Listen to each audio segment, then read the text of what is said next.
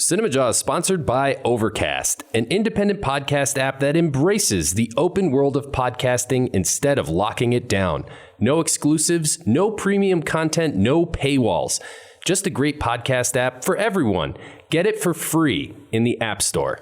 And we thank them for their support.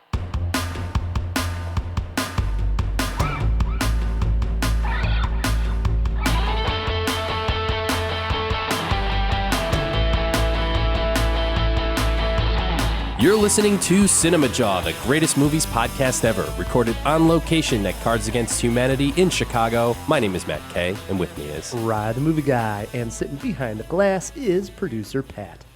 Hey guys, how's it going? This week on Cinemajaw, Matt, we're like brothers here on Cinemajaw, right? I guess the so. The brotherhood of Cinemajaw. It's step brothers. We're covering this week our top 5 favorite brothers in movies. This is a good topic, man. You'll recall it wasn't that long ago, probably within the past 6 months, we did movie Sisters. Yeah, very recently, because Frozen 2 was right. Was I the argued catalyst. with you because you didn't pick all movie Sisters. And one of my main reasons was we'll probably do Brothers in a future episode.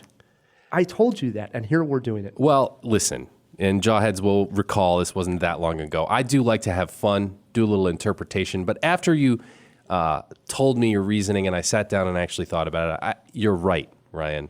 We should actually stick to actual siblings for this list. We're going to have to pull the tape there, and we're going to have Save to cut this that. episode. I agree. Yeah. I've never heard you say I was right. Wow. Well, it's very rare that you are, so that's probably why you've never heard it. Well, we are doing our top 5 movie brothers, and there's a lot of great siblings to pick from. And when you got a list like this, you got to have a great guest to help us out. Indeed, yes. Brent Kado is returning for his umpteenth time on the show. He is the executive director of the Chicago Comedy Film Festival. Yep. It is back, the Chicago Comedy Film Festival, taking place here in Chicago, March 19th through the 22nd. We'll talk to Brent on what's in store for the festival this Always year. a great time. Yes. Yep. Besides that, we do have more going on, do we not, Pat? Yeah, we do, right? In honor of Bloodshot, we are playing Bloodshot Trivia. Nice. Yeah, think of movies with either blood or shot in the title. All right. And, guys, we have a review of the new Pixar film, Onward. Nice. Plus, we've been on a roll with the CinemaWAR segment. I'd say so. It was something we put to bed for a little bit there. And then we woke it up. Yeah, we got this machine that is outputting CinemaWAR topics, right? And we decided to start throwing things in there because it's quite fascinating on the topics it comes up with. Well, it's stuck on the year 2000, which is kind of interesting, kind of annoying, but nevertheless, should we throw something in? Yeah, you had already told me you had a couple of ideas since we're talking about Onward. Yeah. And some of those were fantasy adventure. You're right. Brothers. Yeah. Why don't we throw that in? All right, let's see what it outputs here.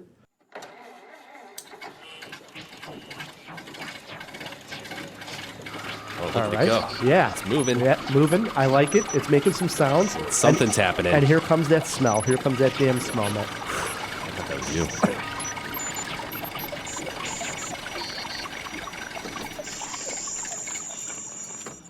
All right, here we go.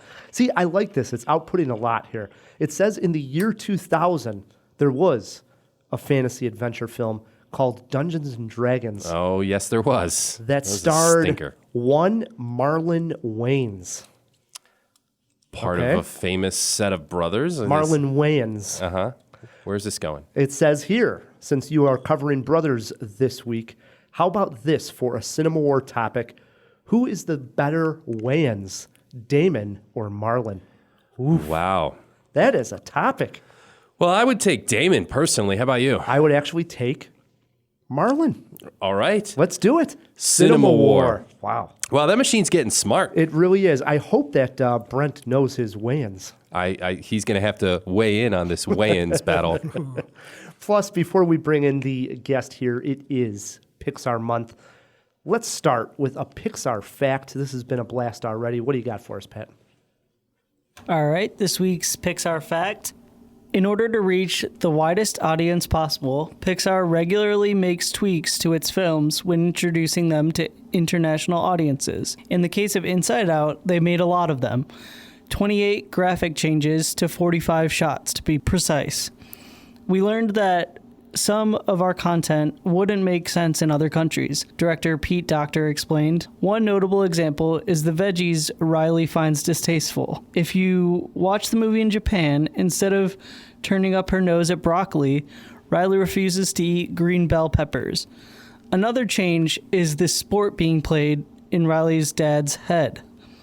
Not all countries are familiar with hockey, so it was changed to soccer in some versions.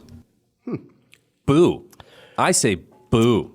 This is not shocking. There was a funny story where me and Matt were out promoting Cinemajaw. Remember, we would go after recordings when we were out on Division Street, and we would play trivia at the local bars there. Yeah, I do remember. That was fun. And I remember one of the trivia questions was, who voiced so-and-so in a Pixar film? And on Division Street, you get a lot of tourists there, and there happened to be a large group of people from, I believe, France. And they started screaming an actress's name I had never heard of. And I'm like, what are they talking about? You're completely wrong. It was like I was looking for Ellen DeGeneres in Finding Nemo, you know? Oh, sure, yeah. And they're yelling an actress, and I'm like, no. And I remember we went on with the trivia. We got done, and I remember them explaining, like, you understand that's a, so-and-so in France voices Dory, and it's interesting. Well, it's different in every country. I can agree with them doing that for voices in an animated film. That makes sense to have somebody who speaks a native language for it to come out in other markets. Fine, that's totally fine. Although I still think that those should probably be subtitled, but I'll give them that. But to change like the sport, to change the character's culture to match the culture of the market, I don't think that that's cool at all. The whole point of art is to share culture, so why not share Riley's original hockey love with other parts of the world? I agree, but we're talking about minor changes. What are they, George Lucas over there? Screw that. It's not like they're changing major theme of the film. Hockey was literally a castle in her brain, and you're saying that's not a major change? Screw that. Nah, I think it's okay. Boo. I say boo. Nah. How about that? Controversy this early in the show? Shocking. And just a note, Jawheads, if you hear me cough or sniffle, or if my voice sounds a little nasally, I am under the weather. Corona. Yeah, probably. All right. Too soon. Wow. Getting heated already. Hey, man, when I feel strong, I don't hold back. Going to be a fun jaw, so let's get this thing rolling here. As you mentioned, our guest, Brent Kado, he is running the Chicago Comedy Film Festival here in Chicago, March 19th through the 22nd with his wife. He's been on the Jaw several times before. Brent, welcome back to Cinemajaw. Thanks for having me for my umpteenth time. Yeah, we were trying to figure out exactly how many, but Yeah. Can we throw that in the fish tank? How many times has Brent been on Cinemajaw? We'll get an answer. There's the odd time where we did the live in studio during the film fest. Right. Which was a great experience, and our filmmakers loved that. And I wish that it was hard to manage and hard to. it was fun, though. It was very fun, and it was also late, much later. It was probably around this time, but it felt late at night. But yeah, thanks for having me back. It was 6 beers later. That's what, Yeah, for sure. So what number festival are we on here?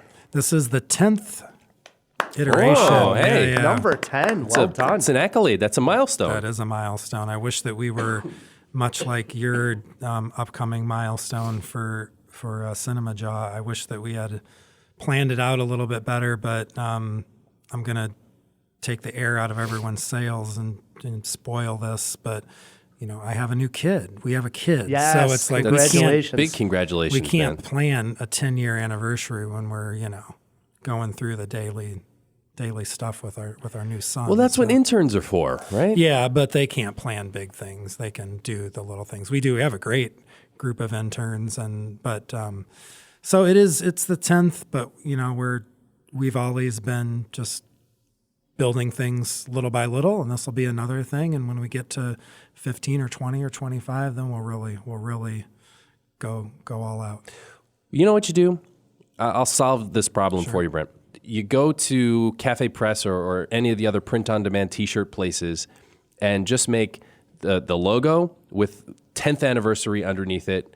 Print up about 30, 40, 50 of those, say limited edition T-shirts, put it on a stand, and you're done. 10th anniversary. Sounds good. I mean, I would like to make something that was that hot, that people wanted to Just really do- grab onto and Maybe like 25 of them. You don't have to do a whole bunch, should I put like a small number on each one? So it's like they're numbered? like the limited posters, the limited prints and things like that in the music world.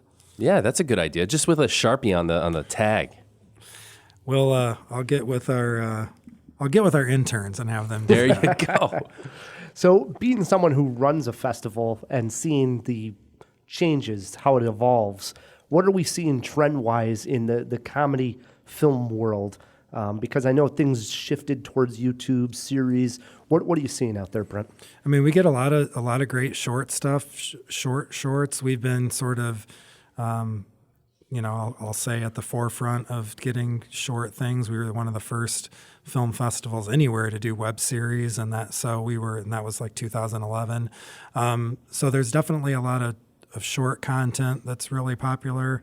I think we're just continuing to see people with the sort of democratization of platforms and the ease of having the equipment and stuff. I think we just keep seeing better and better films every year that are done really well with good quality and that don't look any different than what you'd see coming out of a studio. So I think that's maybe that's just more of like a long-term trend, but Just a rise in production values in general. Yeah, I think that's also just something for our festival. We started out with really great films, and we've sort of prided ourselves on making sure that we have really top quality films. Not that we don't accept a little up and coming kind of filmmaker work, but just that you're going to come to the film festival and see really good stuff, and that it's out there, and you just have to find it. And that's part of our job as like a quote unquote curator of that sort of content to bring that to people. And you guys usually bring a celebrity or two to some of the red carpet events, and anybody cool coming down this year? Lauren Lupkus from Orange is the New Black. She's pretty. She's from Evanston and went to DePaul Theater School. Her and her husband, Mike Castle, who's also a Chicagoan, kind of working his way up as an actor. And wait, which character does she play on Orange is the New Black? She's the security guard who is sort of like probably would be described as like the geeky security guard. Okay. Yeah. Great character on that show. And she's actually in 2 films. She produced and wrote a film of her own, and then she's in another one too that just sort of happens. But yeah, always lots of celebrities in films. Some do show up. It varies. Usually if it's like their film or they're involved, a lot of times they try to show up if they're not super busy with something else. But yeah, just a great lineup. International films, some great all across the board, different styles from super short to features, web series, music videos, pilots, all the things you could hit in a film festival weekend. We got them. Nice. Yeah, it's good variety. For more information, if people are in the city, they want to come out to the festival, where should we guide them? ChicagoComedyFilmFestival.com. You can get tickets there. You can see the lineup and learn about all the films, find the trailers.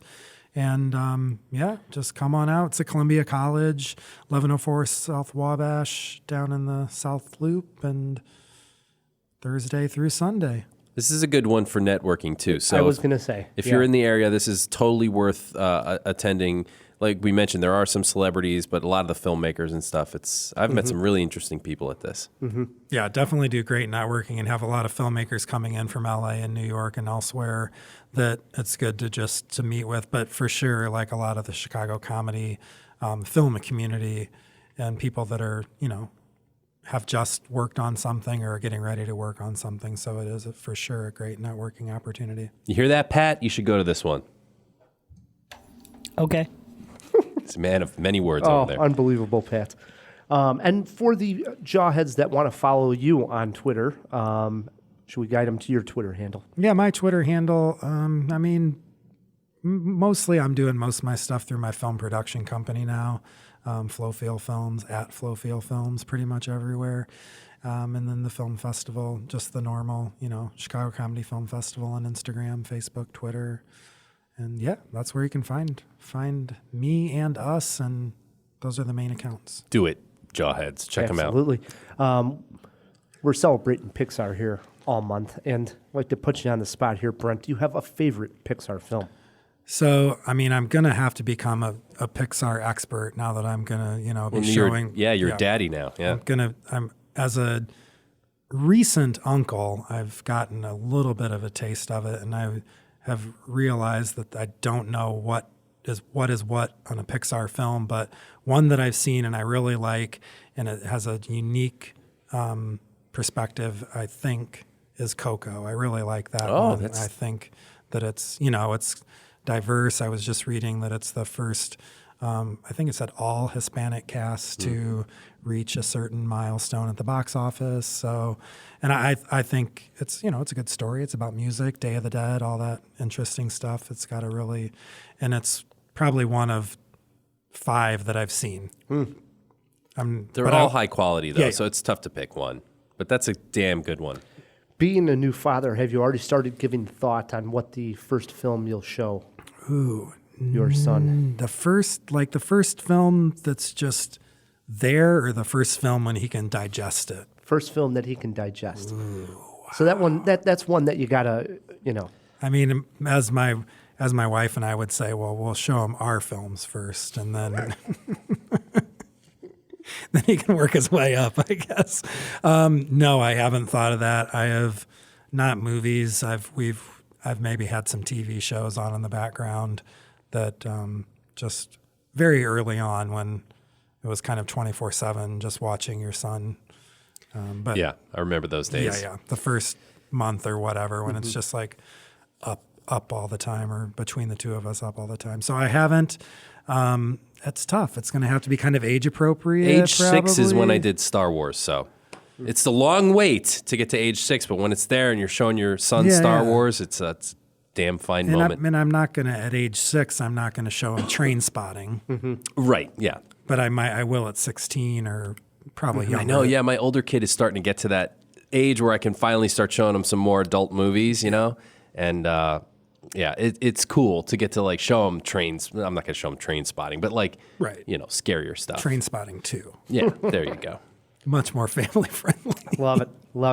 All right, well, Brent is sitting in on this entire jaw. He has his top 5 movie brothers picked out here. Gonna be a good jaw, isn't it, Matt? Hell yeah, Ryan. All right. Always is. Let's keep it rolling.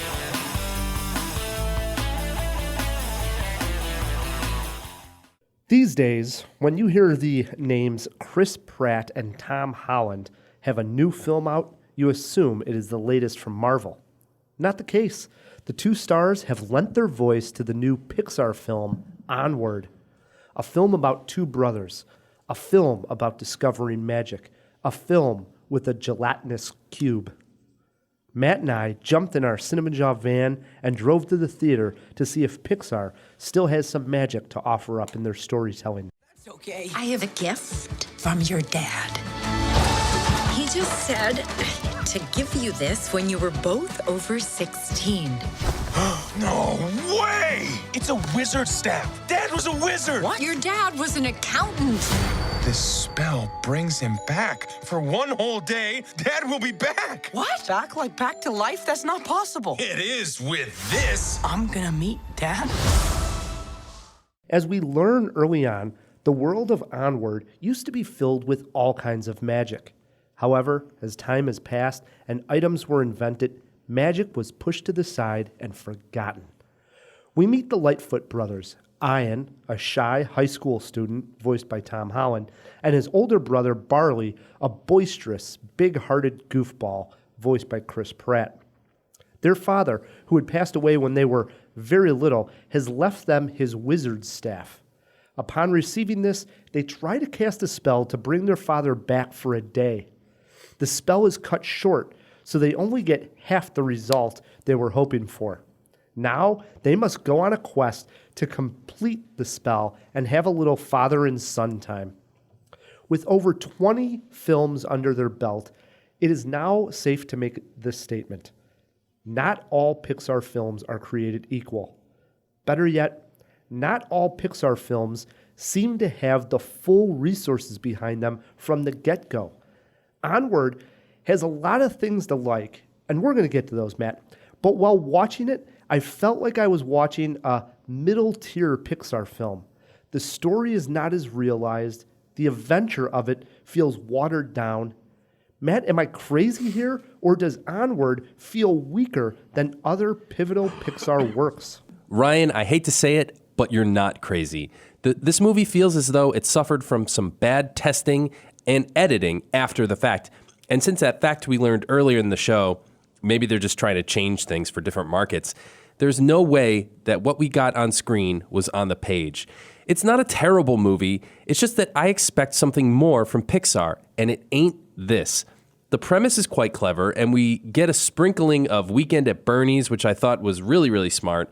Another highlight is the character, the Manticore, voiced by Octavia Spencer, who was once a brave and terrible adventurer herself, but now her tavern is more like a Chuck E. Cheese than a shadowy hive of heroes and villains.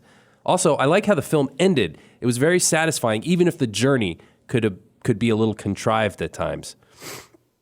What brings it down is a lack of depth.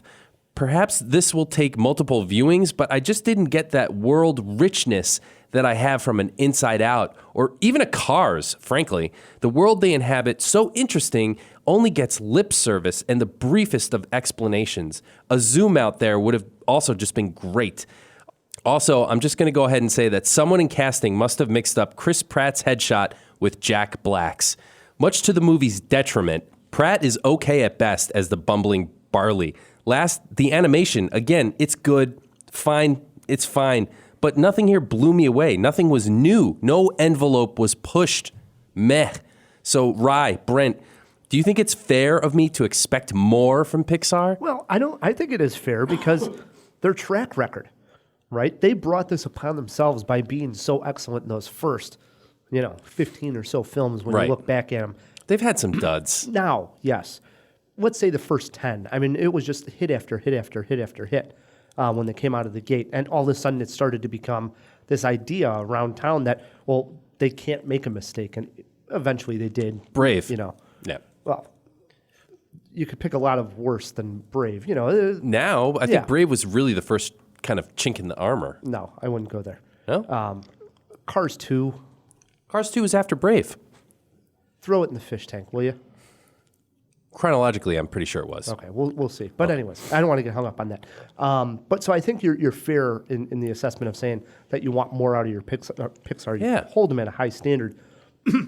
I think I'm hitting on where it never was going to be that high standard Pixar film. I think from the whole get go, it's not like the film fails as much as it didn't strive as hard as those other ones, or it didn't have the full team working on it like you do see Coco or so on and so forth. Right. Coco had a fully baked concept. They had a world that was really rich and hyper-developed. I think that the concept is there in Onward. They just failed to develop the world, and they must have left something on the cutting room floor because the movie just doesn't kind of gel. There's something missing here. Well, the humor, I didn't laugh at much of the humor. Yeah, it was okay. Going into this, I have an older brother. So check mark there because this film has to do with brothers and brotherhood, and I played Dungeons and Dragons as a kid. So yeah, I me knew too. I was going to get a lot of the references because this movie, is an homage to Dungeons and Dragons, pretty much to some degree. Even that I think was underexplored. And this creative idea that Matt we haven't fully explained is this idea that since the magic is gone, it's still there, but it's just the magic was in you all along, Ryan. But it's just not visible anymore, right? So like you were saying, now it's a Chuck E. Cheese. It used to be a lair. There was one fabulous moment where they got to go get a sword, a particular sword, and it's now a pawn shop. That was kind of cool, yeah. And it has that kind of feel where they're in the real world, so it's grounded in the real world, but they're in a... It was a cobalt behind the counter at the pawn shop. But they're little, tidbits in it that shows that like this was this... fantasy world around them if you had the imagination to believe that they're still on this adventure and they got to get the sword from here to go to the lair for this, for so on and so forth. You're right. Not fully realized, probably. The humor, I didn't think was all Chris Pratt great. blows it here. He just blew it. It Yeah, probably the wrong casting. I agree with that as much. was Jack Black all over. I mean, basically made for him. Yeah, it's frustrating, but at the same time, it's not a bad movie. No. I don't want to steer anybody away. I think most would enjoy this. Yeah, I had the pleasure of bringing my 12-year-old son Parker to this, which he gets a kick out of going to these press screenings when he can, and he enjoyed it. But even Parker was kind of meh with it. It's a middle of the road Pixar, which is sad to say. Yeah. Any other highlights in there? I got one, which was the animation we commented wasn't fantastic, No. but if there was one moment in there where I thought this is what I wanted more of, was a dragon pops up in a big action sequence, and the dragon is actually made up of a building. And Right. It's more like a creature that kind of looks like a dragon. Correct. If that makes sense. And that it was very imaginative on how it was created, how it looked. The face of the dragon in particular was awesome. I loved agree. all of that. I could have used a lot more of that idea and that imagination throughout the entire film. Agreed. Yeah. I mean, if I had to pick one more highlight, I would say Julia Louis-Dreyfus. Her character, she plays the mom. Her character has a decent arc. She's kind of fun to follow with her adventure. Decent. But they could have gave them more because she I ends agree. up getting involved with the Octavia Spencer Right. character. And they're on their own side adventure, but they just get lost and sort of forgotten for Yeah. about 30 minutes at a time. You got to bring them back at some point. I agree. There's kind of like a bunch of little plot holes that don't get satisfactorily wound up, like the mother's new boyfriend and even the punk pixies that they meet. A whole bunch of stuff that I would have liked to see wrapped up. Now that you say the mother's new boyfriend, who is, what do you call those? A centaur. A centaur, yes. I do like there was a scene where they had to mimic the centaur with this spell, and that entire sequence was pretty good. It was okay. That at least was funny, and I guess so. was along for the ride there. But again, I didn't hate this movie by any means. I think it's like barely recommending for a Pixar movie, which is disappointing for me. Right. That's the thing. I expect more from Pixar. I expect an Inside Out. I expect something brilliant, and Yeah. this ain't brilliant. Got a movie poster quote for us? I do. Will Onward be remembered as top-tier Pixar? Shake my magic 8-ball.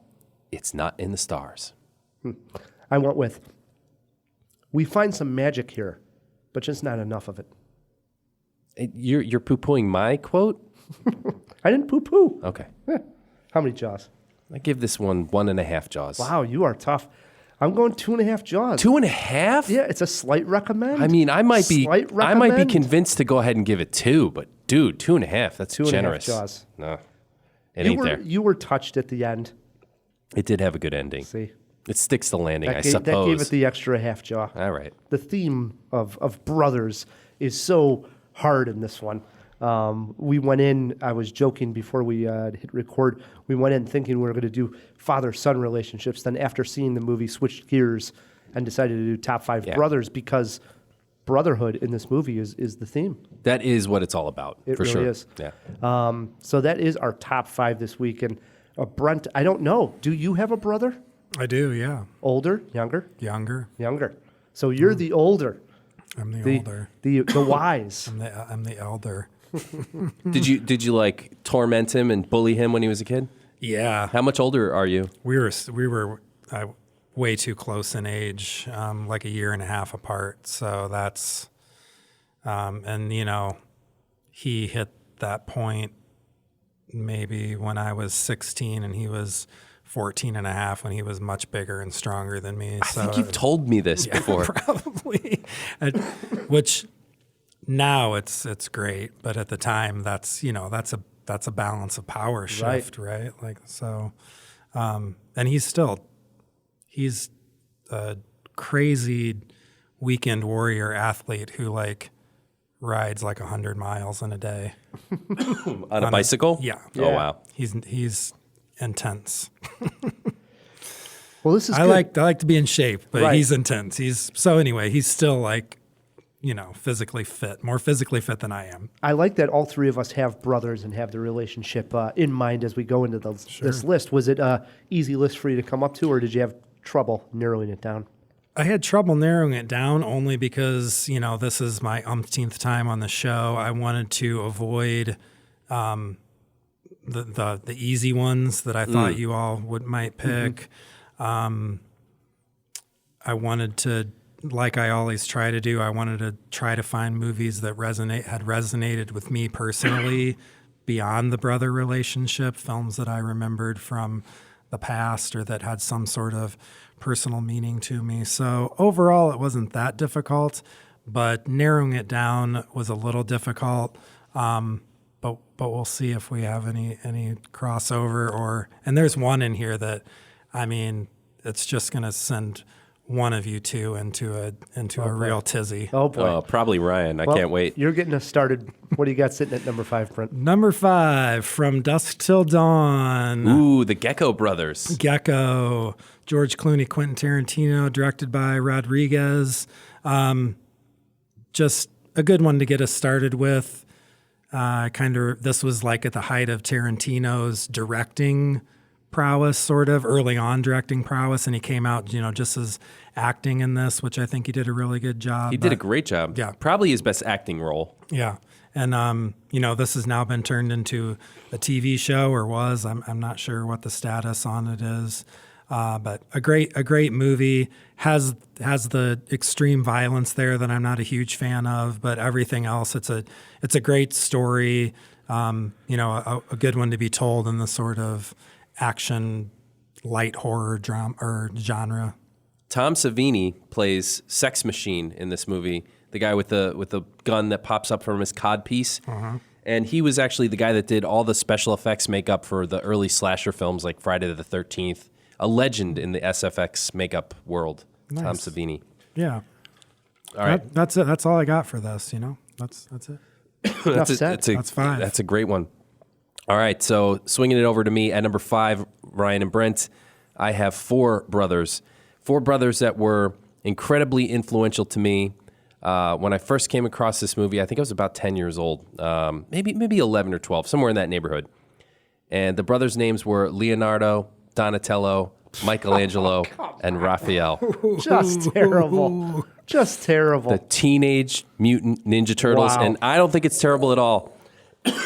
How bad is this? Didn't see that one coming. Listen, Yeah. I'm not talking about the Michael Bay crap. Oh if you my go back to the God. original, Ryan, you have no You're talking childhood. about green turtles. And it occurs to me, Super Brent, you may Turtles. not be too into the turtles either. Where's Phil when I need him? I mean, Oh when my I'm goodness. slightly older than you, so when the Turtles were at their height, I was past like it being influential. Either so. way, the turtles. Shut up, they Ryan. shouldn't be Listen, there's a mentioned on million this jawheads list. right now They just that shouldn't even be want to mentioned throw on their this. iPods at your face. The Teenage Mutant Ninja Turtles movie is way better than it should have been. You got to see somebody already. This is a problem. The animatronic effects were pretty damn good for the time. The action fight sequences were actually kind of brutal. The message is dark and heavy. What And year was it again?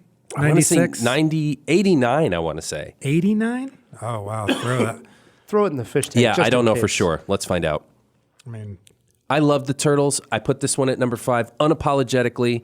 It is a movie I watched maybe 100 times, and I love it to this day. That explains a lot. It's entertainment value. You can't go more different than our number 5s here. He goes with Teenage Mutant Ninja Turtles. They're great brothers. I went with a 2015 Icelandic film. Oh, it was 2015 Icelandic film. What you got? You're such a nerd. Oh my goodness! And it's about 2 sheep farmers who are brothers. This is a true story. The movie's not a true story. True story that I do have this as my number 5. Yeah, we're living this reality too. All right. The name of the film, I remember, I don't watch a bunch of Icelandic films, right? But this one was starting to catch some buzz, and I caught up with it. And it really is a great movie and needs to be Bjork mentioned. in it? Is not. When we're talking brothers, because the whole film is about these 2 brothers who are, like I said, sheep farmers. The name of the film is called Rams. And I've never even heard of this movie. I've heard of it. This it's really good. So you got like this drunk brother who's in isolation. These 2 live basically on the same farm, more or less, but keep their own herds of sheep, and this is where the herds of sheep is everything. I mean, there's contests on who has the best herd, the best sheep that goes on. This is what happens in Iceland, Matt. And you made fun of me for Teenage Mutant Ninja Turtles. Well, so the one of the brothers is a drunk and is in isolation, doesn't like talking to the other one, and he ends up having this award-winning sheep at the beginning. He's so proud of this, but it comes to find out that the sheep has the disease scrappy, which can, once it's infected in one sheep, it can ruin an entire country's sheep. Uh-oh. So the idea is But this is a prize sheep. Right, but the idea then at that point and what they're supposed to do is actually Slaughter the sheep. Slaughter all the sheep. In the both brothers, since they're sharing the farm, should get rid of all the sheep.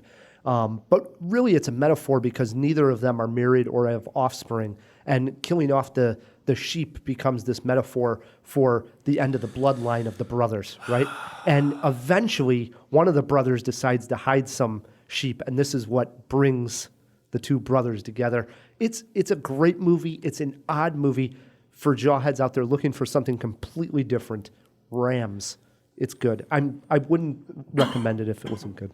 If we were picking a winner of each round of the top 5, I would have slaughtered you two with that. You both came up short of from Well, Dusk Till I Dawn. respectfully disagree, but I think you definitely beat Ryan for sure. Wow, tough crowd. I got Rams number 1. All right, into our 4s we go. All right, I'm gonna let this, when I say it, I'm gonna let it settle, and you guys can. This is the one that was gonna upset you. At number 4, I have the original, the documentary Grey Gardens. It can't He upset probably me because I hasn't don't seen know. it. Yeah, I've seen it, and I'm upset because you're talking about a mother-daughter relationship here, right?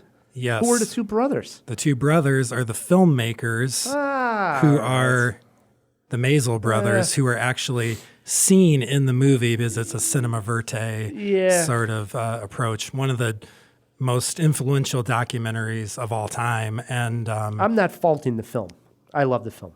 but those are my brothers in a film because this is a film and two filmmakers that have resonated with me. For some reason, I thought of that as a brother. They don't make maybe a very brief visual appearance in a mirror. They get caught in a shot, but their voices are heard throughout. And it's a classic piece of cinema. I even like the Drew Barrymore dramatic version that they made on HBO. I did too. I think that was, but yeah, do highly recommend checking out the original documentary. Wonderful. That's Wonderful my 4. filmmaking. Grey Gardens, the documentary. Nice. All right, that swings it over to me, and I put two brothers that I heard things about, Ryan. I heard some things. Jake and Joey LaMotta, played by Joe Pesci and Robert De Niro in Raging Bull. Now you're on target here. Yeah. Good one. This is And, way and better I was than on the target than Turtles. The Turtles are awesome. There's no shells They're in this formative one. to many, many There's people. no nunchucks. There's Boxer, though. They still beat each other up. And those two, I think this movie kind of, obviously, sort of made those two in a way. They have roles prior to this, but perhaps like it was the weight transformation of Robert De Niro that really sort of cemented him as a method actor, somebody to really watch and be respected. Although I guess he had done Godfather previous to this. I'm not sure. No, that was Godfather 2 that he was in.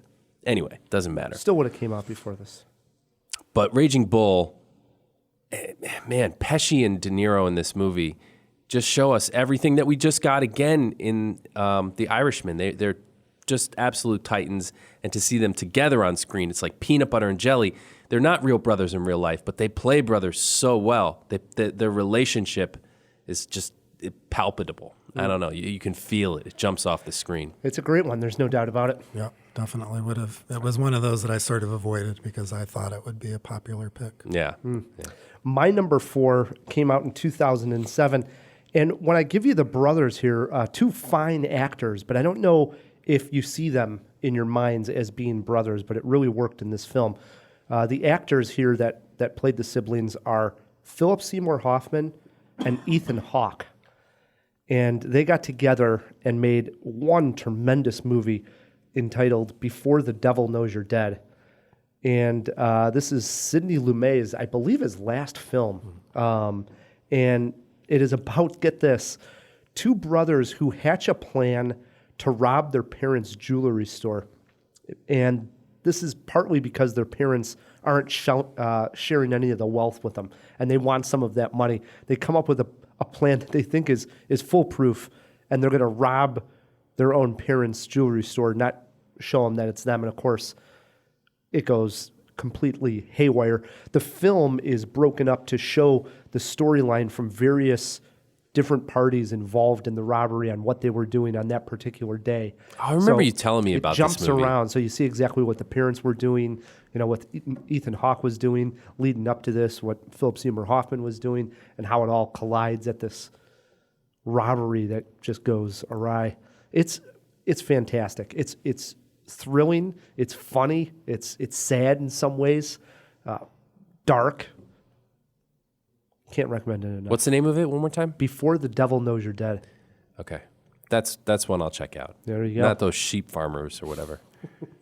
I know I saw it. I don't remember that it really resonated with me quite like that, but definitely doesn't seem like two people that you put together as brothers, but I guess that's the good That's part of what makes it work. Yeah, right.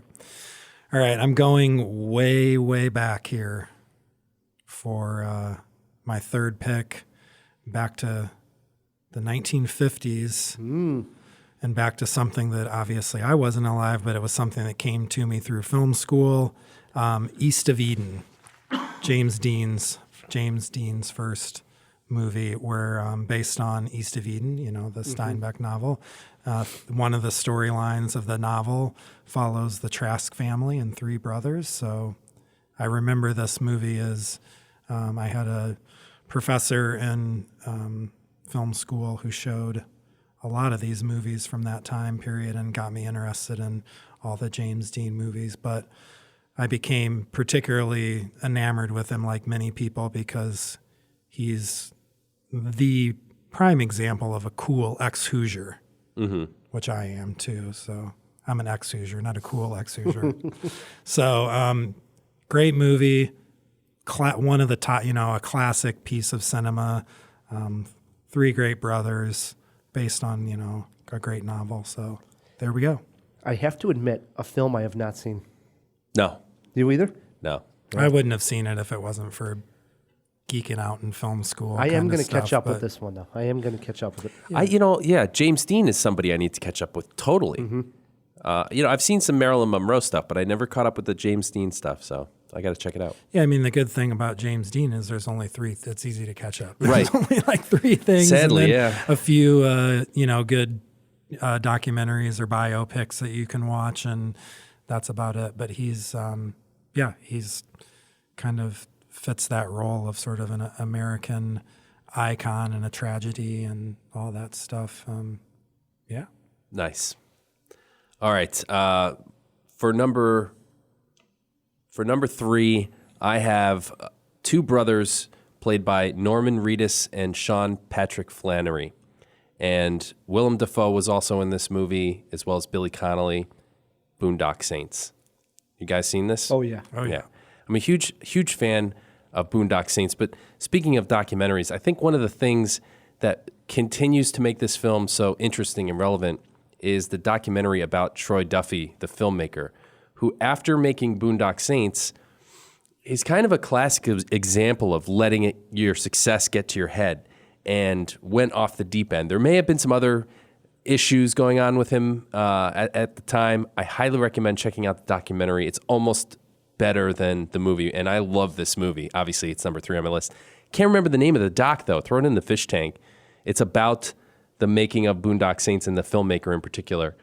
They made a sequel, but nothing can touch the original Boondock Saints. I've only seen it one time, so I remember being a fan of it. But I mean, like you saying it now, I think I got to go back and watch the movie. I think you do. It's one that's really worth rewatching, especially because like the subsequent careers of all the people involved has become so interesting. Going back to this touch point makes it all the more relevant today, I guess. Yeah, it was a good. There's a show out on this now, I think, right? There's a show, Boondock Saints. There may have been. I know there was at least a sequel, and that's part of what Troy Duffy was like pushing for years. He just sort of got wrapped up in this one property and wanted to make more in a sequel. So Yeah, I can't remember if I saw the show. I thought I did, but yeah, that was a great film and definitely like hit. I think it was one of those that sort of like hit at the right time, and maybe if you don't have anything else in your wheelhouse, it's kind of hard to match that. But it's like if Harmony Korine made Lock, Stock, and Two Smoking Barrels. and I was thinking about Lock, Stock, and Two Smoking Barrels. If this movie was before or after. I think it's before. So we it's- fact check that too, Pat. Throw it in Because the fish tank. that if it's before, then it's definitely gives it way more credence than if it was after. Because if it's after, I want to say it was before the emergence of Guy Ritchie. So this was 99. So I guess we'll find out. Could be. I don't remember. I'm pretty sure Lux. Yeah, it's close. It is. It is close. My number 3 film about brothers, if it has the title Brothers in the movie title, it's gotta be good. There's a bunch of ways you can go here. Right. This one came out in 2008. I'll give you the brothers this time were Mark Ruffalo and Adrian Brody. Yeah. In Rian Johnson, second film, he had directed Brick. His sophomore effort was a film entitled The Brothers Bloom.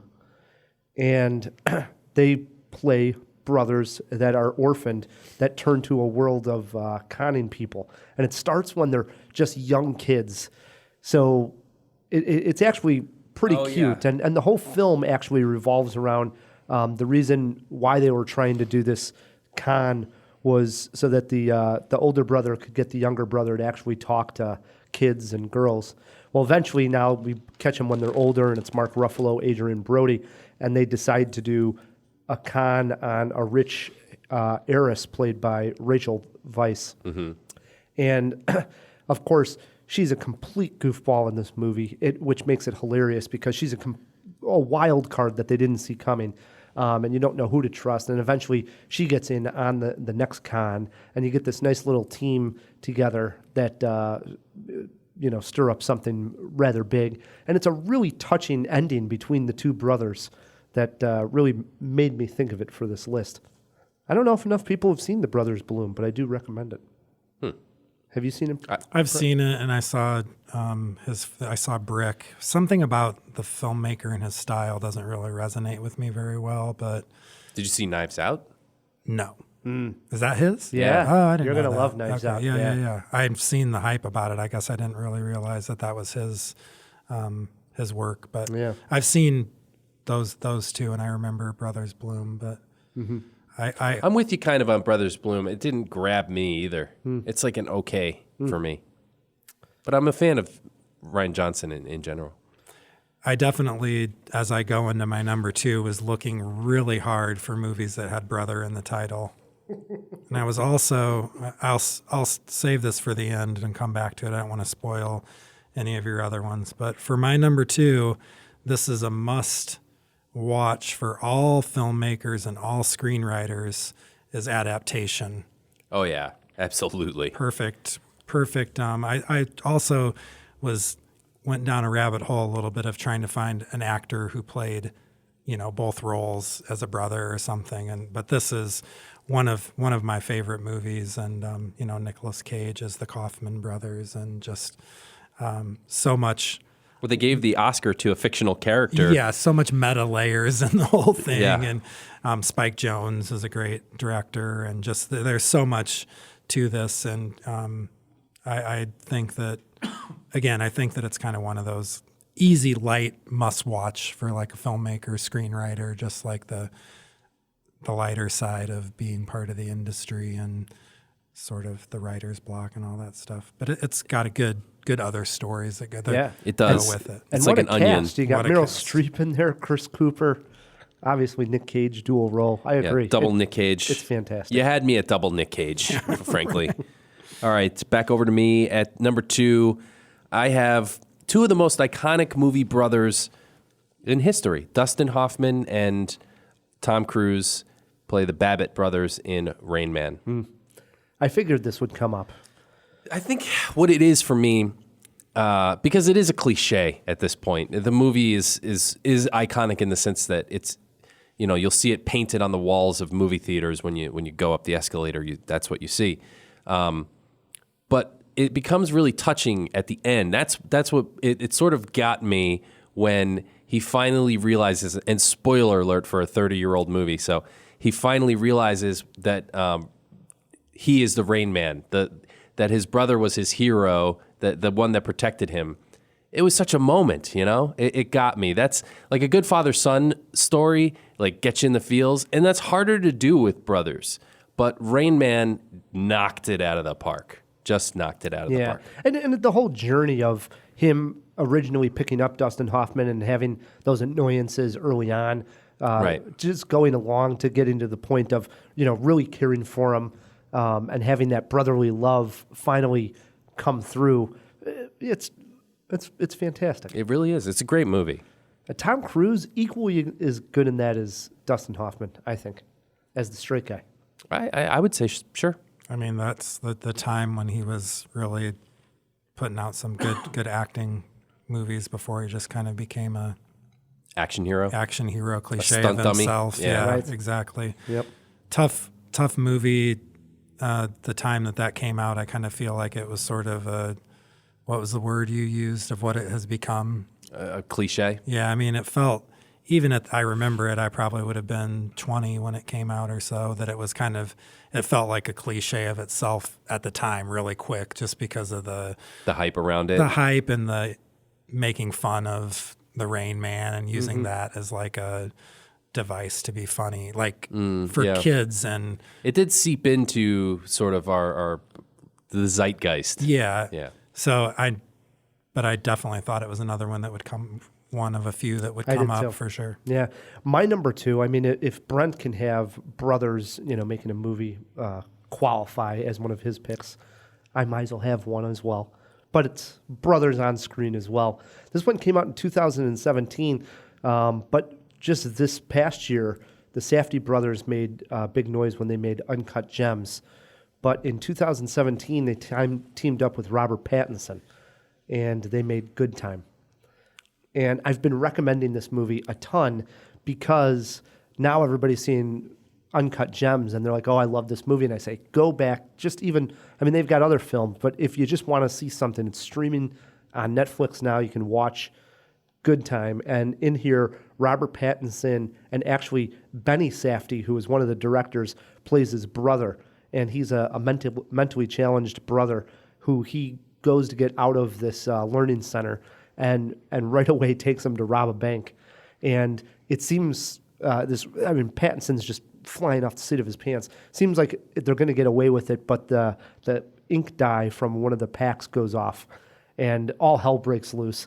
And his brother ends up getting caught, and he feels awful about this. And now he's got to somehow get his brother out of jail. And it's one bad thing after another because he's just sort of clumsy and dumb and doesn't know what he's doing. And so he just keeps falling into more and more trouble. Yeah, and rough situations.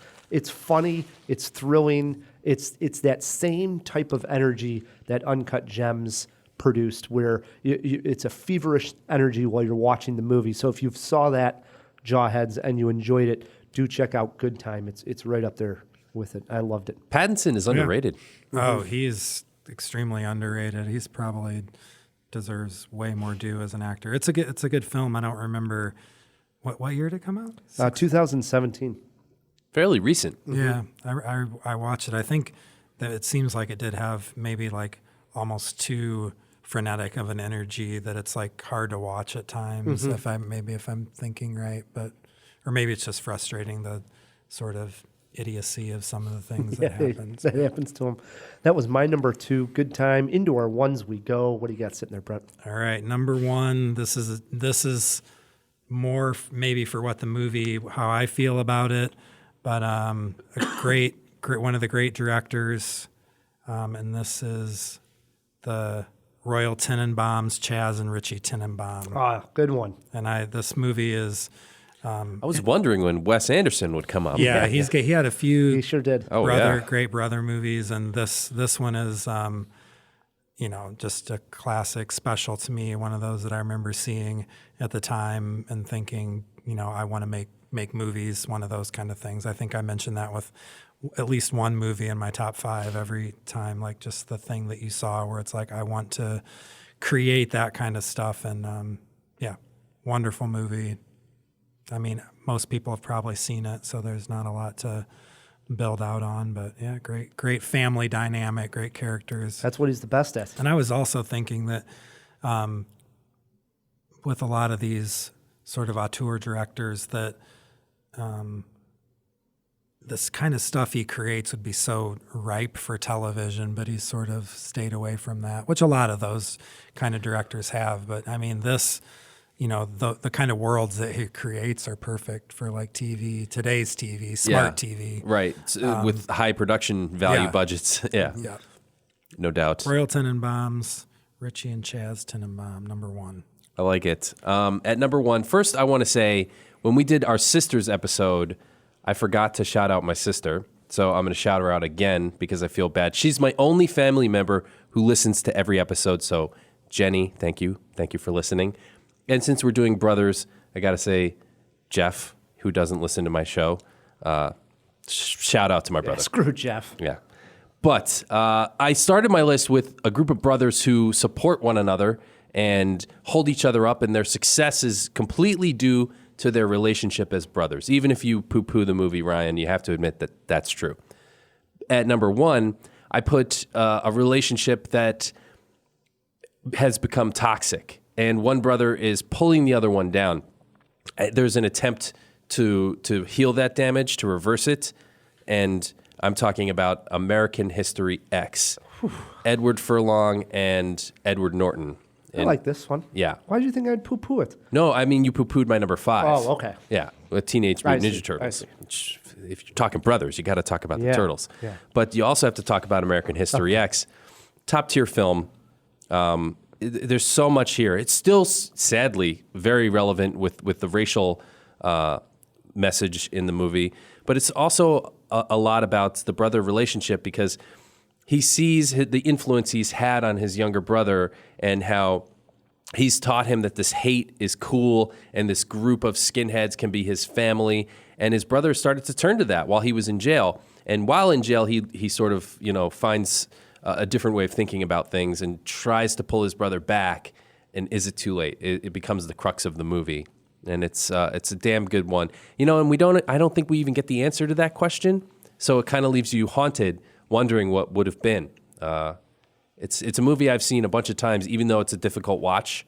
I still love it. It's such a great performances from both actors, and I miss Edward Furlong. I don't care if he got big. I want him to come back. Somebody does. That's good. All right. Somebody who likes the Teenage Mutant Ninja Turtles. I was torn on my number 1. I had this one written down, and I was going to go with it, but I kept thinking that one of you two would actually steal this as a number 1. And I thought, all right, that's good, because then it allows me to put this other one at number 1. Now, I don't know what to do here. But I'll just go with the one that I have written down. You were hoping we would steal it so you could... In a way, because I had these two sort of... we could do honorable mentions here. Okay. So my number 1, the one I'm going to give... both these are very touching brother relationships, and that's why I wanted to mention them both. But I love this one because I think great actors, but also the love, the bond that they have is so strong, and he cares so much for his younger brother. I'm going with Johnny Depp and Leonardo DiCaprio, brothers in 1993's What's Eating Gilbert Grape? I love the movie. Love this pick. Glad to see you put it at number 1. There you go. I mean, Gilbert wants nothing more than a normal life, and I think that's why I gravitate towards this movie. Is whenever you're younger, I didn't have a super large mom sitting on her couch, but it still represents that, when you're younger, you just want to have that normal life. Everybody thinks they're having everything around them's hectic, Yeah. And I remember really relating to that. So there's Juliette Lewis. He just wants to, well, when you're have young, a relationship with her and everybody not have thinks all these issues, right?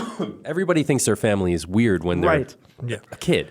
But still, that being said, at the end of the day, he still wants to have little old Arnie as his brother, Leonardo DiCaprio, And feels protective. and feels protective of that. And I love that relationship that those two have. Me too. So that I love the mom too. I do too. Yeah, that would be my number one. Is What's Eating Gilbert Grape. The honorable mention. I'm going to go first because I ahead. love this movie, and it's the one that tears me up the most. That I remember at a young age thinking, "Oh, that's me and my brother." Probably because we had this on VHS back in the day.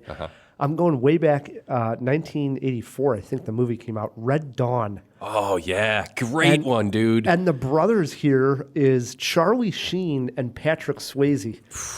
And You blew my mind. we would watch this movie, and I remember like being like a little kid and thinking, "Oh, that's me and my brother," you know. And the ending of this movie has them go put an attack on the base of the Russians, and then they're supposed to get on a train that's supposed to get them out of town, but the little brother gets shot. And I mean, I would watch this movie and constantly want him to get away, even though I knew the ending of this movie, but I cared so much for these two.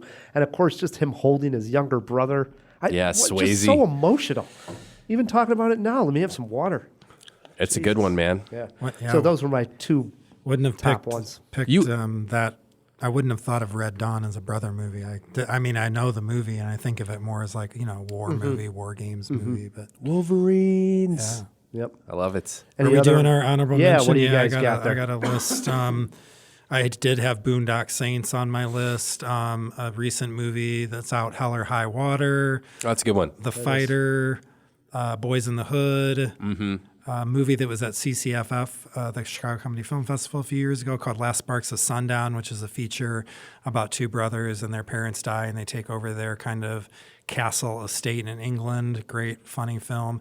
And then the last one is The Hangover, parts 1 through 3. Yeah, good call. Guys, the Blues Brothers. Hello. Oh, yeah, I thought that would definitely be on someone's list. I left it off, yeah. Darjeeling Limited. Yes, that's an honorable of mine. The Coen Brothers. I was going to try to piss off Ryan and just say the Coen Brothers. I searched really hard. I wanted there to be a brother relationship in One of the Oh films. Brother, Where Art Thou by the Coen Brothers, but there's no. You can make an argument for Raising Arizona because the two brothers that break out of prison, one is, Roseanne, what's his name? Roseanne Arquette. No, the guy from Roseanne. I'm just having a brain fart. We'll edit this. John Goodman? Yes, thank Yeah. you. One is played by John Goodman, and I forget the other brother. But anyway, twins, Arnie and Sure. and You guys little have guy. mentioned all of mine. The only one not mentioned is Warrior.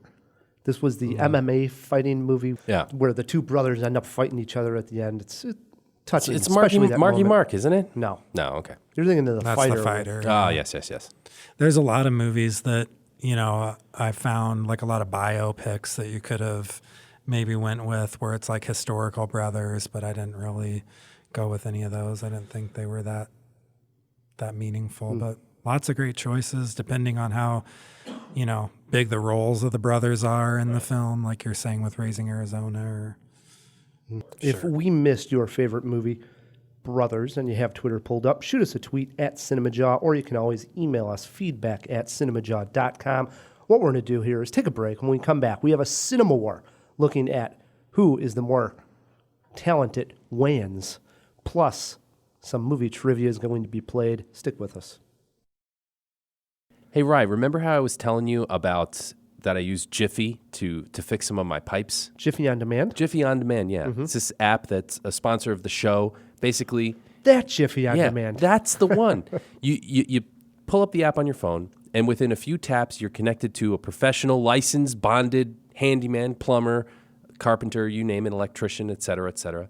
And I had some broken pipes and used the app. Right.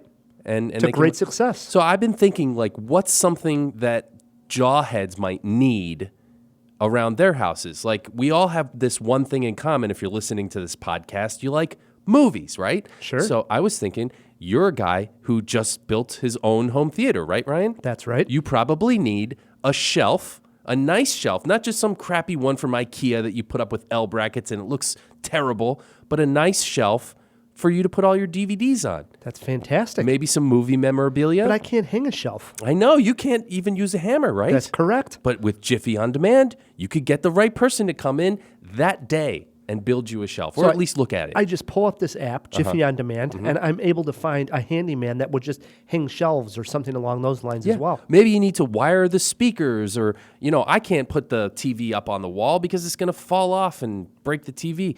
That's the kind of thing you can use Jiffy On Demand for, Ryan. That's awesome. Where are they located? Can you use them in every city? Well, almost. We're getting to that. But right now you can use them in Toronto, Ottawa, Boston, and Chicago.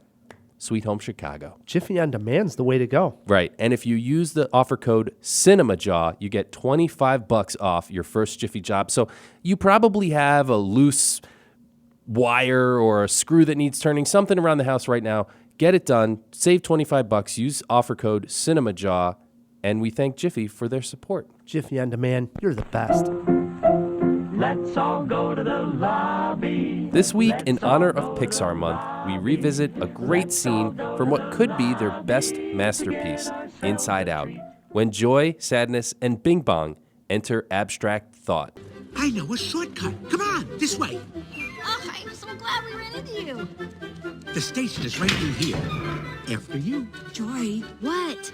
Well, I read about this place in the manual. We shouldn't go in there. Bing Bong says it's the quickest way to headquarters. No, but Joy, this is abstract thought. What are you talking about? I go in here all the time. It's a shortcut, you see?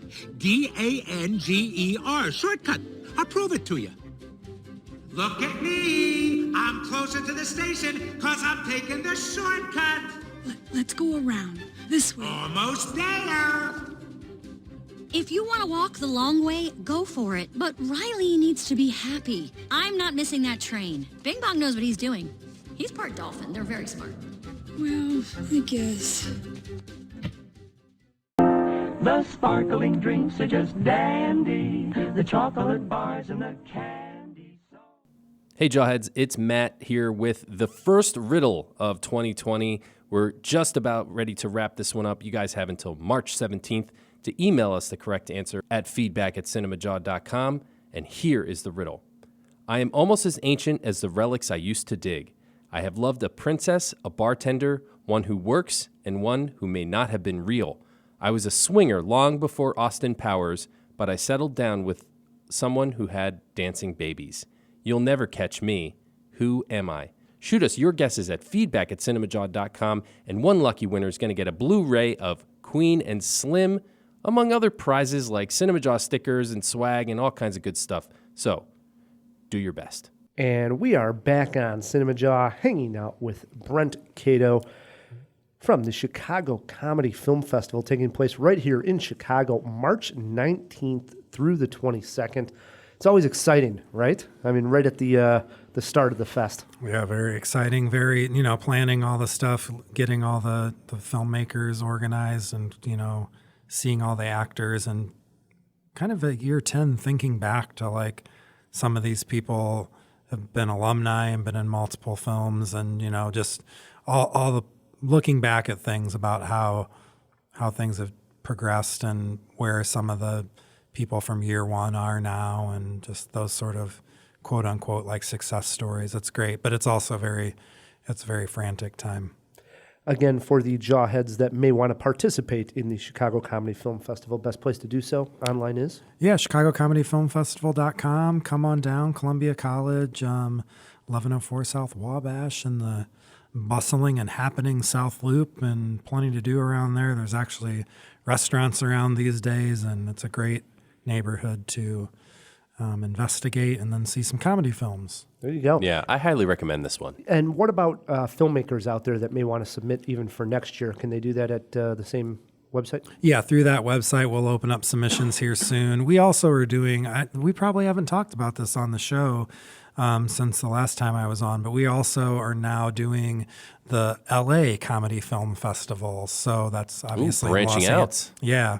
Something when we lived in LA, we wanted to do, and we never got around to it. We were so busy trying to do all the things that you do when you're in LA to get in the industry, and we did all that, and we moved back, and we kept going back and forth, and we finally realized that we really wanted. We have so many great LA filmmakers, so many great LA connections, and it's hard to kind of get a lot of those people to come to Chicago. So we just thought we would, bring our brand out there to LA. So that's going to be actually in November.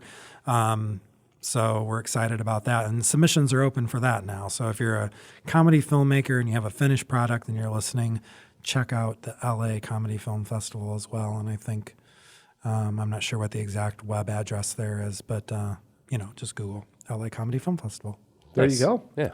It's growing, Matt. It is. It's Pretty exciting. soon there'll be a New York one. Can't wait. Yeah, maybe. I don't know. Toronto. Berwyn. Maybe Toronto. Toronto's got Just for Laughs, and they kind of in a way that Just for Laughs just dominates the Toronto comedy scene. It kind of does. I've never really taken part in anything. I know the guy that actually was one of the founders of Just for Laughs, and they actually did it in Chicago for a while, the Just for Laughs that's right. Fest. I remember literally bumping into Martin Short one day on Division Street. Yeah. It was kind of mind-blowing, to tell you the truth. But that didn't last. But there's probably room for Chicago Comedy Film Festival in Toronto, but I know that they kind of, they're kind of like the second city of Toronto, but maybe even bigger, I would say, with their sort of digital presence and stuff. So maybe Toronto, but there you go. Maybe Austin. Yeah. Branch out. I like it. Yeah. There's no shortage of great film towns. That's right. Don't sleep on Berwyn. All right. Before we get to trivia and before we get to that CinemaWAR, we did throw a few items into the fish tank. Yeah, a couple. Talk about funny. That producer Pat's a funny guy. Let's open up that fish tank. Wait a moment! It's fish! Isn't it? DC! Wake up! No, Pat, it's a giant glass bowl. Hey, get some fish smoke. Who's coming with me besides Flipper? Here. That's a Sicilian message. It means Luca Brasi sleeps with the fishes. You're gonna need a bigger boat. So we did have some questions this week. The first one was how many times Brent has been on Cinemajaw, and I think I found all of them.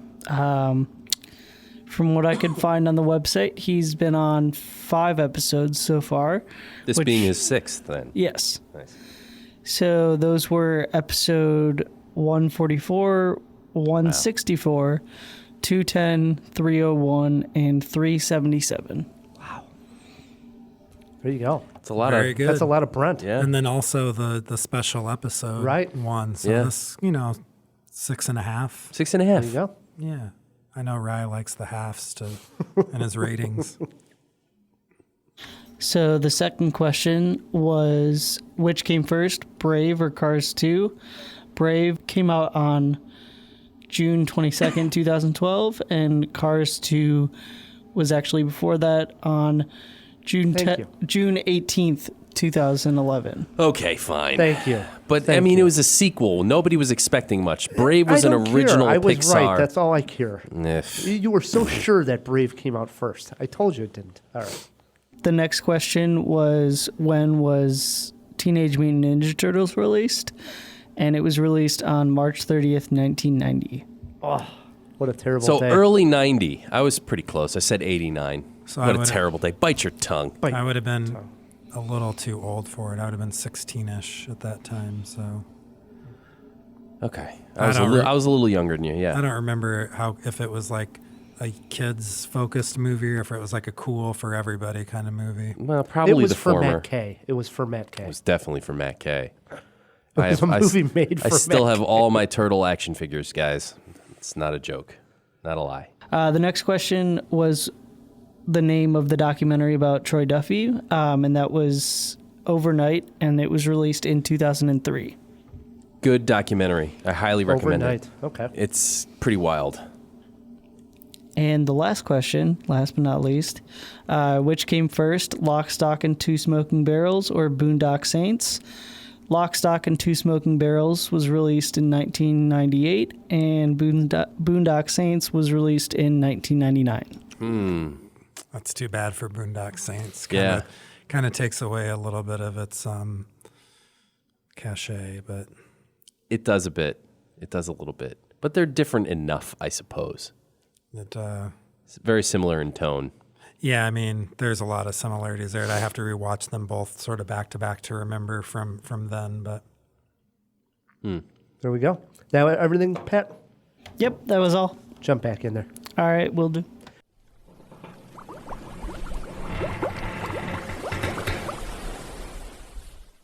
Matt, it brings us to a segment called CinemaWAR 2000. CinemaWAR works like this, Jawheads. Me and Matt, we battle on a topic. Our guest this week, Brent Kado, gets to play judge, jury, and executioner. Tell the Jawheads at home who he thinks won this CinemaWAR. It was an odd topic, but we're looking at the Wayans brothers. It's very odd. Right? Who is the more talented Wayans brother? You're fighting for Damon Wayans. I'm fighting for Marlon Wayans. Let's let the CinemaWAR begin. Ryan, homie, don't play that. Damon Wayans is over a decade older than his little brother Marlon. Age equals experience, and there's just more experience in the career of Damon Wayans. Marlon is just riding his coattails, an apprentice to Damon's expert. Matt, Marlon Wayans, the comedic genius behind Little Man, is funnier than Damon Wayans, and he also has more range. Need proof of that range? Watch White Chicks. I don't think I want to. Marlon Wayans did G.I. Joe, The Rise of Cobra, and Ryan, I hated it. While it's true that Damon has had some flops, blank man, he's had way more hits, and The Last Boy Scout is actually an under-celebrated classic. But where is Damon Wayans gone? Hollywood can be a tough place. You need to be able to brush yourself off and get back to work after a misfire. A great example of this, Marlon Wayans in the complete turd of a movie, The Lady Killers. I mean, you finally get in a Coen brother movie, and it's their only dud. What does he do? He gets right back up and makes, you guessed it, White Chicks. You keep saying White Chicks like that's a good thing, man. Both brothers were in I'm Gonna Get You, Sucka, but Marlon's role was a bit part. Damon's had some bit parts, including a very unforgettable appearance in Beverly Hills Cop, Roxanne, and The Last Action Hero. Even Damon's cameos are better than his brothers. Before he would become known as the great actor from White Chicks, we got a taste of Marlon's serious side when he turned up in Requiem for a Dream as a drug addict. Damon Wayans could never take a chance like this. Wow, I can't believe you actually said that sentence. Listen, this is about movies, so I won't mention how Damon co-created In Living Color and how he was fired from SNL for improving a character that would go on to be a huge hit on said former show. I won't mention that, Ryan, but what did Marlon create? Scary movies and White Chicks. And I'm saying that those are terrible, okay? More like Requiem for a Career. All right. When you're watching White Chicks, it's clear that Marlon Wayans has the ability to elevate the talent around him. Such is the case in one of the best spoof films of all time, Scary Movie. So good in the genre, he returned for Haunted House 1 and 2. Marlon can be serious, funny, and above all, entertaining. Pound for pound, he's the best Wayan. I feel like you just threw this match. No way. Wow. White Chicks. We are button heads here as we do each and every week. We throw it to our guest, our jury. Brent, what did you think of this CinemaWAR? I mean, basing it on the two arguments, it's really tough. Your arguments were both weak.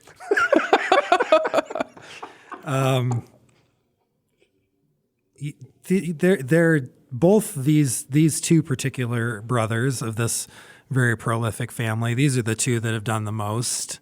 They're both very successful, and Rye was right around the cusp of it, and if he could have sort of got a hold of this one, he could have hit a grand slam with it, but he kind of whiffed on it. But I'm gonna give Rye the win. Oh, you just said he whiffed on it. Well, it was like that maybe wasn't the right word. If he would have connected with it, it would have been a grand slam. Instead, it was like a 2-run single. I guess I'll take it. Right. The thing about Marlon Wayans, and I mean, I hope I'm right about this is that the Scary Movie was sort of like, that was a pinnacle comedy film, and it would hit on making fun of like something that was so prevalent at the time with those kind of scary movies. But he was also the writer of that, not just the star. And I'm not sure who else was involved with that, but I think that alone gives him. And you kind of were getting there with Scary Movie. You said White Chicks 3 times too many. I think he said it 4 times. Well, 3 times too many. Oh man! But Requiem for a Dream, he's great in Requiem for a Dream. You mentioned Lady Killers, which it's like, I mean, yeah, it's kind of like at least he got in the conversation. Damon has done some amazing things, but I'm gonna give it to Rye because it's great. It's great to win. He was right there. He was close enough. All right, fair enough. I understand that the James Bond movie has been pushed back. Have you heard this? No. Oh, breaking news. Yeah, I'm hearing rumors they're pushing it back because of the coronavirus. For real? That's what I'm hearing. Rumors are that they're going to push back the date of it because they're fearing, people won't go out to theaters. Everybody calm down. We're going to be okay. Yeah, that's the news is running a bit crazy around you. Well done. Good use of your time. Thank you. But remember to wash your hands, Matt, and others out there. Yeah. But that's true just in general. Exactly. Yeah, right. I'm saying just in general, because like Matt has really bad hygiene. That's not true. Okay, but it's a good time to remind people. That's not true. Yeah, I know as I'm chomping on cough drops over here. All right. I got young kids. Brent, get ready. You're going to get go. sick when they go to school. Trivia. In honor of Bloodshot, we're playing Bloodshot movie trivia. All right, Jawheads, it's time once again for Cinema Trivia, where one lucky contestant gets to take on Matt K in the hot seat. Starring your host, Rye the Movie Guy!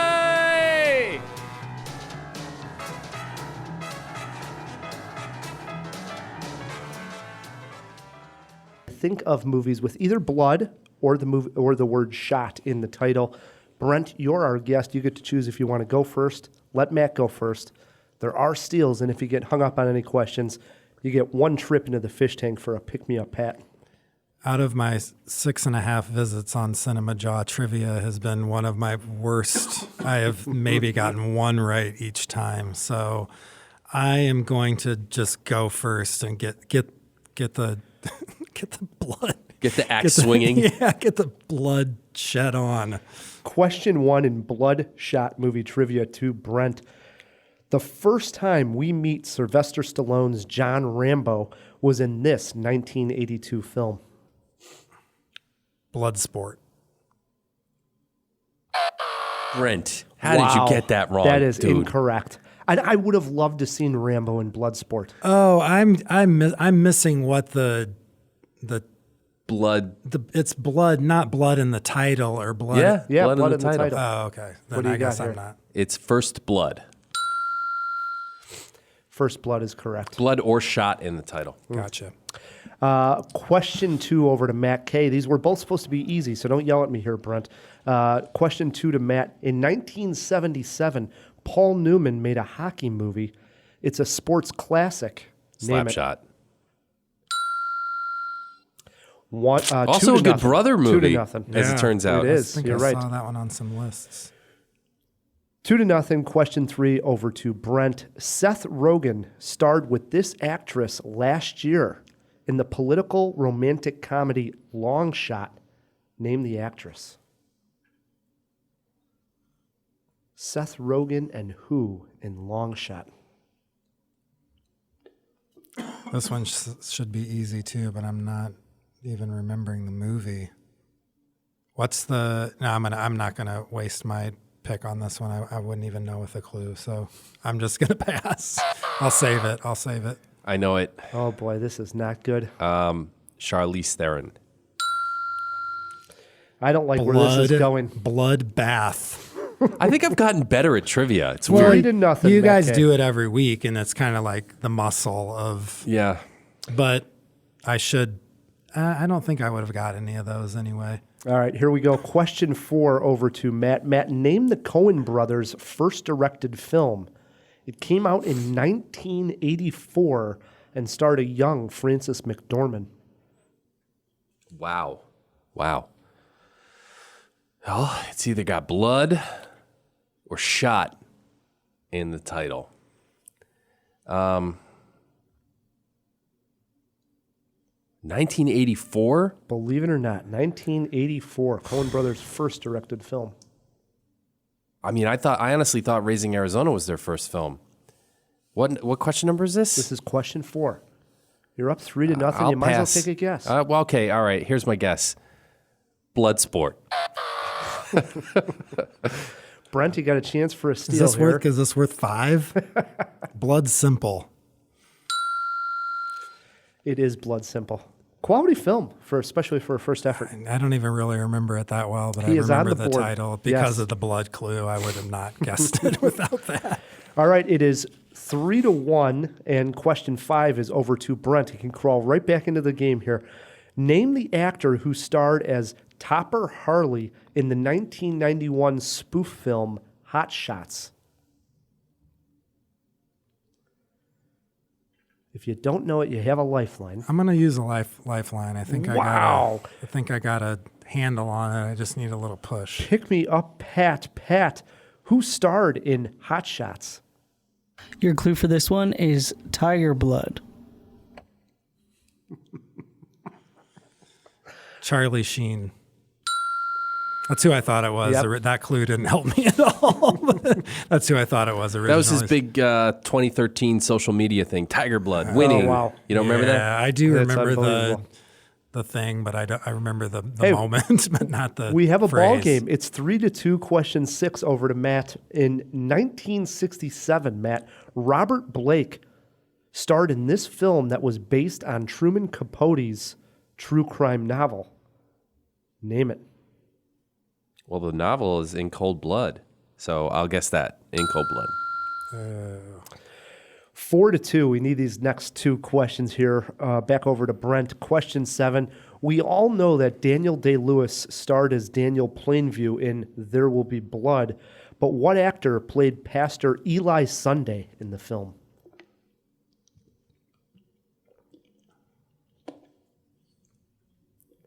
Brent knows this one. He just is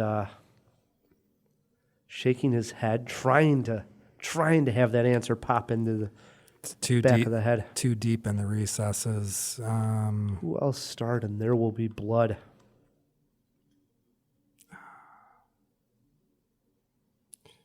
It's there, but I'm not going to dig it up in that amount of time. In the amount of time we have. So I'm trying to think of the scene. I drink your milkshake. Yeah, That's the guy, right? And I can see his face, but I don't know his name either. What question number is this? This is question 7. All right, I'll take a clue. I'll take a second non-point scoring because I think I might have it now. All right, if I get it wrong, I'll yeah, of course. throw Who it back to you. starred in There Will Be Blood with Daniel Day-Lewis? Your clue for this one is that their initials are PD. I hate the initials clue. I really do. Peter Dinklage. No, it wasn't Peter Dinklage. I'm shocked. These 2 actors look alike, and I now know who it is from the clue, and it's coming back, but it's Paul Dano. It is Paul Dano. Yeah, it is Paul Dano. That is correct. I thought for sure it was Peter Dinklage. All right, last question of the game. Matt, you won this one. Okay. Shock. Yeah, but the last question of the game is over to you as you're winning 4-2. Speaking of hockey movies, Rob Lowe and Patrick Swayze made one that came out in 1986. Name that film. I don't know, but that sounds amazing. Rob Lowe and Patrick Swayze in a hockey movie? Sign me up. I don't think I've seen it. Blood on the Ice. Ooh, that's a nice title. Incorrect. Any guess here, Brent?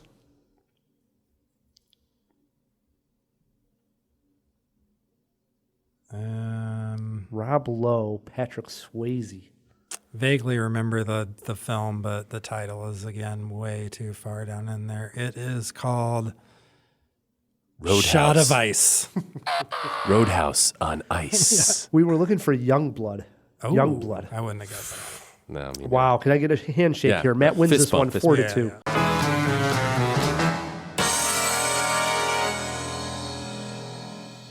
Another defeat for me. If it came down to a tie, we call it a jawbreaker. This question would have been to Brent. Better actor in their prime, Sylvester Stallone or Charlie Sheen? Wow. I'm gonna go with Sly. I think in his prime, he was, the movies that he was in weren't quite the kind of stuff that you would consider great cinema, but I feel like he was acting. Sheen, I don't know. I feel like he was sort of just. It's incorrect. It was Charlie Sheen. I was really letting him go on there for a while. No way. You're absolutely correct, though, Brent. It was Sylvester Stallone. All right. Sheen was doing those 80s. The real jawbreaker is this. I switched it up here. How many feature films have the Coen brothers directed? Matt, you got to guess. Closest to. 8. That might be way low. Way Lock him in at 8. Way low. I'm going to go double. Yeah, I was going to say. 16. We'll give that one to Brent.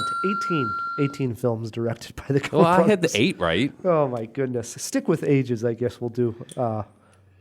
Yeah, I was trying to. The question was more like, how many Coen Brothers films can you name? And 8. Right. There you go. That's good.